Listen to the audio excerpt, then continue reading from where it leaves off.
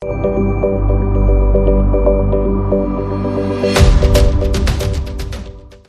everyone, I am Nishchay, your psychology's educator, and today I am back with another video of Class 11 Psychology's first chapter, What is Psychology?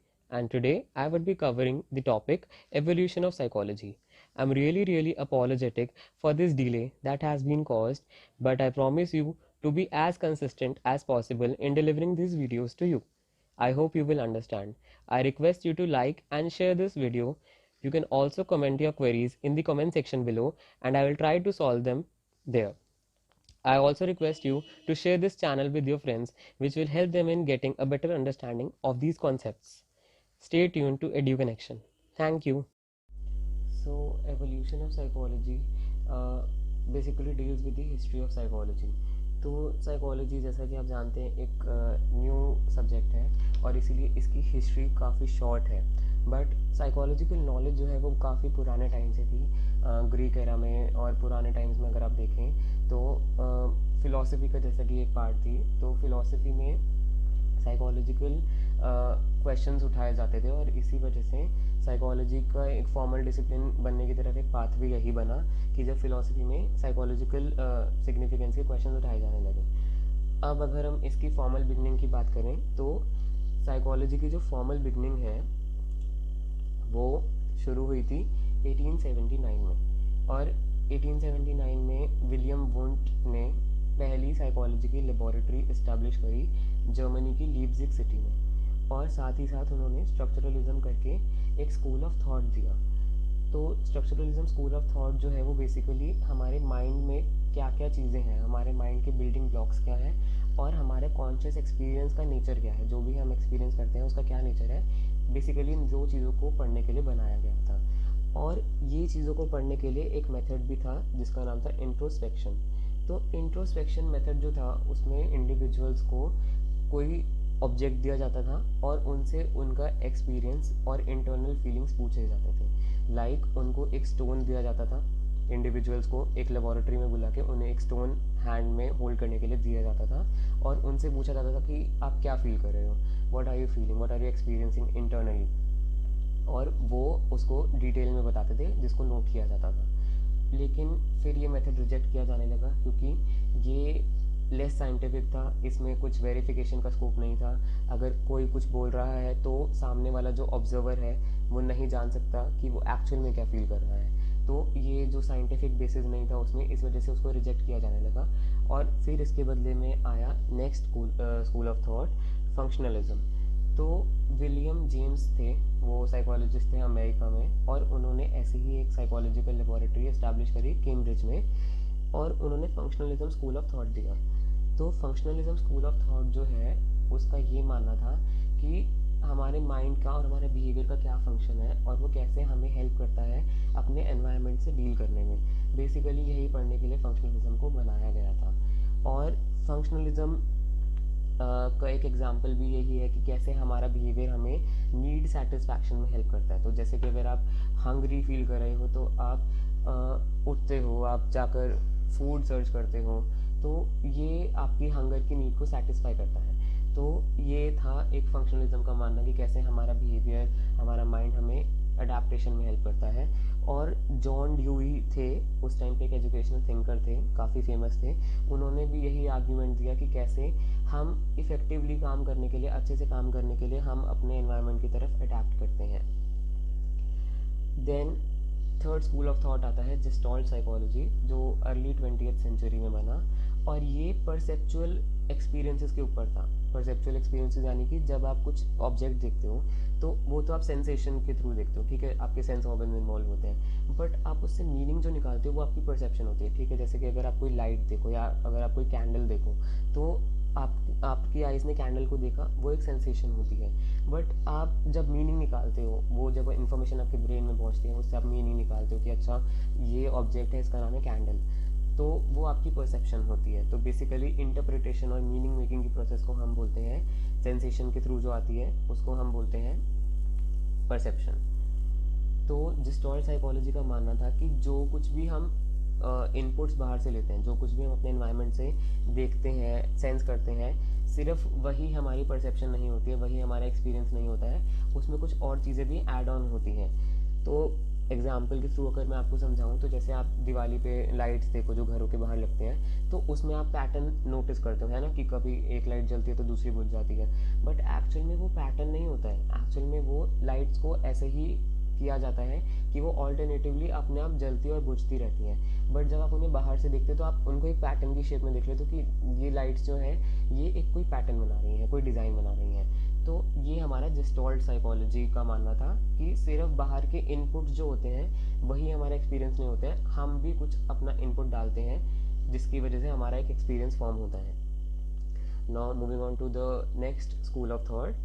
तो John Watson जो है उन्होंने भी ऐसे ही structuralism को reject किया था, ठीक है, जैसे कि फंक्शनलिज्म ने रिजेक्ट किया था स्ट्रक्चरलिज्म को, वैसे ही जॉन वॉटसन ने भी रिजेक्ट किया था स्ट्रक्चरलिज्म को। उन्होंने कहा कि माइंड और कॉन्शियसनेस के जो आइडियाज़ है ना ये काफ़ी ज़्यादा सब्जेक्टिव है, इनको हम ऑब्जर्व नहीं कर सकते, इनको हम वेरीफाई नहीं कर सकते, और इसीलिए उन्होंने कहा कि हमें कुछ ऐसी चीज़ों को करना चाहिए जो कि डायरेक्टली ऑब्जर्व की जा सकें। और वो एक फिजियोलॉजिस्ट थे इवान पावलोव, उनसे काफ़ी ज़्यादा इन्फ्लुएंस थे, उनके कामों से काफ़ी ज़्यादा इन्फ्लुएंस थे, और इसीलिए उन्होंने अपना स्कूल ऑफ थॉट दिया बिहेवियरिज्म। तो ये जो सब है ना ये बिहेवियरिज्म के बारे में आप पढ़ोगे चैप्टर नंबर 6 लर्निंग में।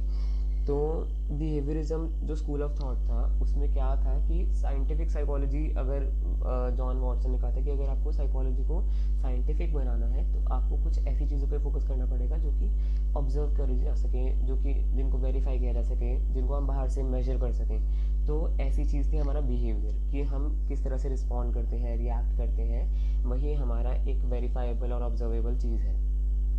और इसीलिए उन्होंने साइकोलॉजी को भी ऐसे ही डिफाइन किया कि वो हमारे बिहेवियर और रिस्पॉन्सेज की स्टडी है जिनको हम ऑब्जेक्टिवली पढ़ सकें, मेजर कर सकें। तो ये था बिहेवियरिज्म, इसके बारे में आप 6 चैप्टर में बहुत ही डिटेल में पढ़ोगे। उसके बाद नेक्स्ट स्कूल ऑफ थॉट आता है, सिगमंड फ्रॉयड ने दिया था साइको एनालिसिस, ठीक है। तो सिगमंड फ्रॉयड जो है वो एक काफ़ी ग्राउंड ब्रेकिंग थ्योरी दी थी सिगमंड फ्रॉयड ने, जिसका नाम था साइको एनालिसिस। और उन्होंने क्या बोला सिगमंड फ्रॉयड ने, उन्होंने कहा कि जो भी ह्यूमन बिहेवियर होता है वो एक तरह से हमारे अनकॉन्शियस डिज़ायर्स और कॉन्फ्लिक्ट्स का एक एग्जीबिशन होता है। तो अनकॉन्शियस डिज़ायर्स मैं आपको समझाता हूँ। Unconscious desires and conflicts basically unconscious हमारा एक रिजर्व होता है जिधर बहुत सारी चीज़ें होती हैं जिनके बारे में हम अवेयर नहीं होते हैं, ओके। तो वो सिम्बल्स की फॉर्म में मिलती है हमें, सिम्बल्स की फॉर्म में, जैसे कि ड्रीम्स में आते हैं, ठीक है। जो आपके ड्रीम्स होते हैं, सिगमंड फ्रॉयड ने कहा कि जो ड्रीम्स होते हैं, ड्रीम्स में जो कुछ भी आप देखते हो ना वो एक तरह से आपके अनकॉन्शियस डिज़ायर्स होते हैं, ओके, उनका कुछ ना कुछ मीनिंग होता है। तो ऐसे बहुत सारी सिगमंड फ्रॉयड ने चीज़ें बताई थी, आप ये 12th में पढ़ोगे चैप्टर नंबर 2 में और 4 और 5 में।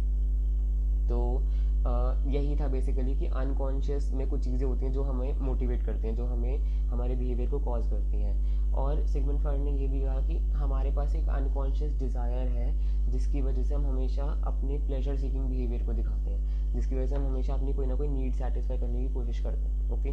तो जैसे कि एक छोटा बच्चा है 4 या 5 ईयर्स का, अगर उसका कोई चॉकलेट या कोई आइसक्रीम खाने का मन है तो वो फटाफट से उसको ग्रेटिफाई करने की कोशिश करेगा, वो प्लेजर को सीख करेगा।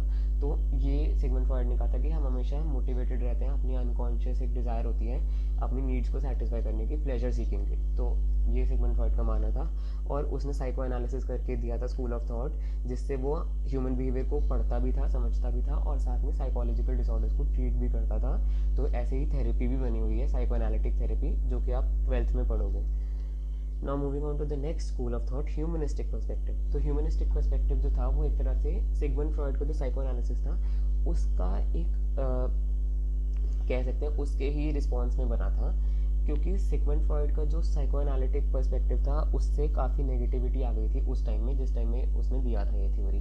तो उस टाइम में काफ़ी ज़्यादा नेगेटिव अप्रोच उसने ली थी ह्यूमन नेचर के लिए, और काफ़ी नेगेटिविटी फैल गई थी, और इसीलिए कार्ल रॉजर्स और अब्राहम मैस्लो जो थे, जिन्होंने बेसिकली कंट्रीब्यूट किया है ह्यूमनिस्टिक पर्सपेक्टिव में, उन्होंने एक पॉजिटिव व्यू दिया ह्यूमन नेचर का। उन्होंने बताया कि ह्यूमंस जो हैं उनके पास एक फ्री विल होती है, कि वो फ्री होते हैं अपनी चॉइसेस लेने के लिए, अपनी लाइफ में अपनी इनर पोटेंशियल को एग्जिबिट करने के लिए, मैनिफेस्ट करने के लिए। उनके अंदर एक नेचुरल एक स्ट्राइविंग होती है, एक नेचुरल ड्राइव होती है जिसकी वजह से वो ग्रो करते हैं, वो ग्रो करना चाहते हैं। जैसे कि आपने देखा होगा कि हम हमेशा अपने लेवल, जिस लेवल पे हैं हम हमेशा उससे नेक्स्ट लेवल पे जाना चाहते हैं। तो यही ह्यूमनिस्टिक पर्सपेक्टिव का मानना था कि ह्यूमन बींग्स में फ्री विल होती है। और ये एक तरह से humanistic perspective psycho analytic perspective के साथ साथ बिहेवियरिज्म के रिस्पॉन्स में भी बना था, क्योंकि बिहेवियरिज्म का मानना था कि हम अपने एनवायरनमेंट से इन्फ्लुएंस होते हैं। तो ह्यूमनिस्टिक पर्सपेक्टिव ने कहा कि हम अपने अगर एनवायरनमेंट से इन्फ्लुएंस होते तो इसका मतलब हम एक मशीन है जिसमें हमारे पास कोई भी फ्री चॉइस नहीं है, हम कोई चॉइस नहीं ले सकते।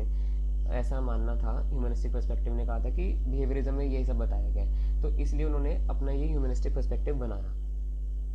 Now moving on to cognitive perspective. तो कॉग्निटिव पर्सपेक्टिव जो है, ये वर्ड आपके पास बहुत बार आएगा कॉग्निशन करके। तो कॉग्निशन का बेसिकली यही मतलब होता है कि हम कैसे अपने वर्ल्ड को जानते हैं, ठीक है।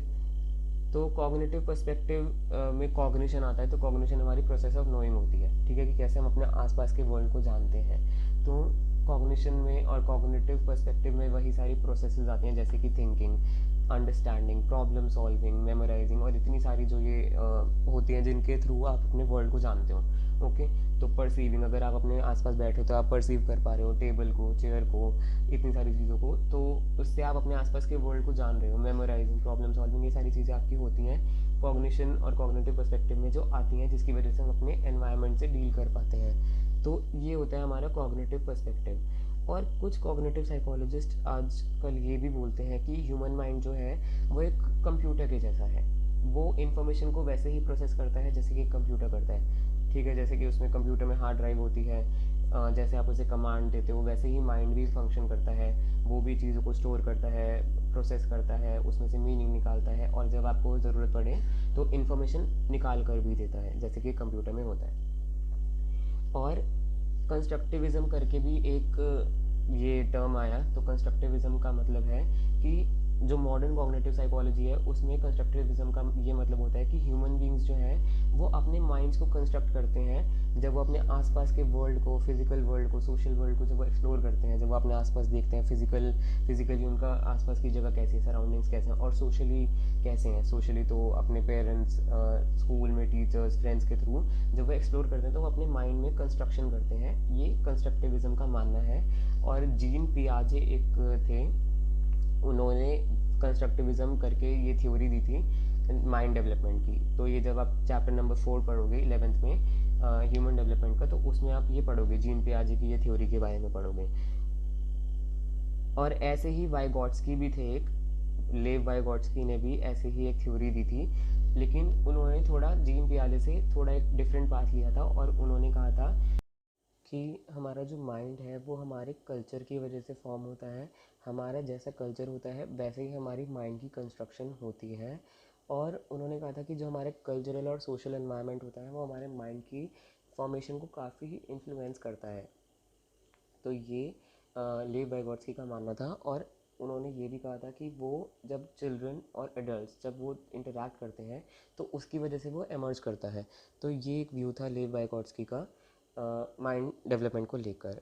And with this we complete this topic, evolution of psychology, and I hope all these schools of thoughts were clear to you.